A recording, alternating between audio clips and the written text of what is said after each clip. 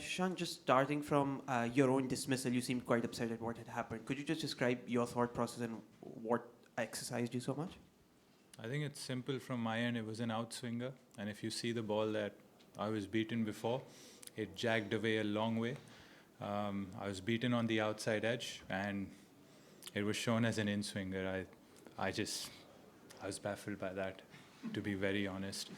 And then, to show that with the naked eye, you could see that it felt like it was outside the line as well, and I just felt it was a different picture. I didn't get hit there where Hawkeye is showing it to be hit.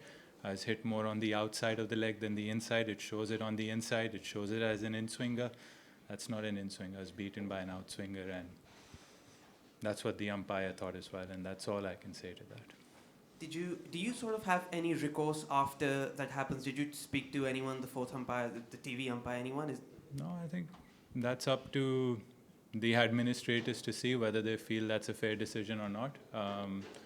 But I certainly felt that technology didn't show the trajectory of how that ball was. And looking back on the series as a whole, it is 2 losses, it is 2-0. What do you sort of take away now that these 2 weeks have gone? It might easily have been 1-1, but it is what it is. Yeah, I think a bit where a few different stories where, like at the Centurion, we had our opportunities, we didn't seize the crunch moments, and here we started off quite late. The response was really good. You always get a lot of encouragement from the fight back whenever you follow on,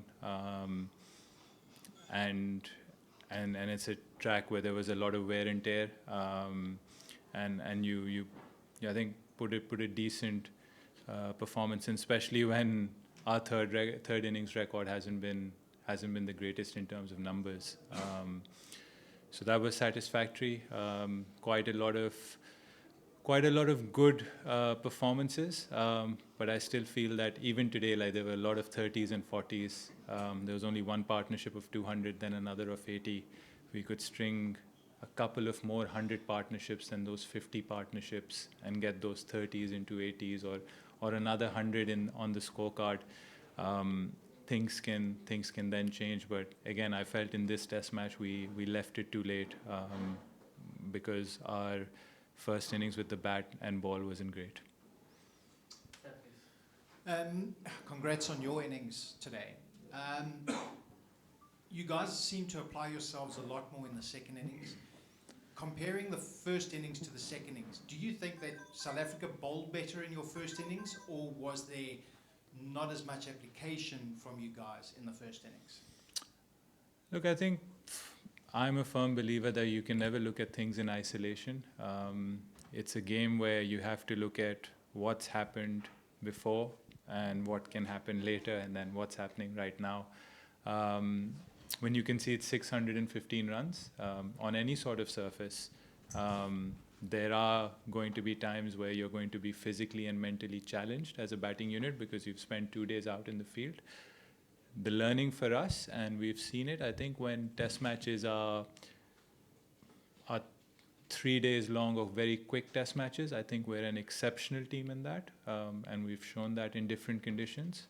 But I think when it's a bit flatter, when we spend more time in the field fielding, or we have to create chances of getting 20 wickets, I think that's where we need our improvement. And there have been instances of that, like in Multan, like over here.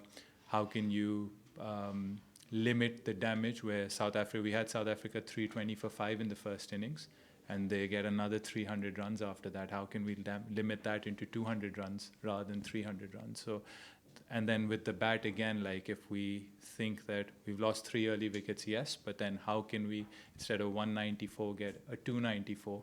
So those are the things, like I think on flatter tracks that we need to improve as a side, because they require a bit more resilience when it comes to mental and physical fitness, and it also requires you to create chances. I think South Africa bowled really well in both innings. Their pace was up. I think that has been a key difference in the series. If you look at our first innings, 132 to 135 not carrying to the slips compared to a 138 to 144, 45 when Mapaka was bowling.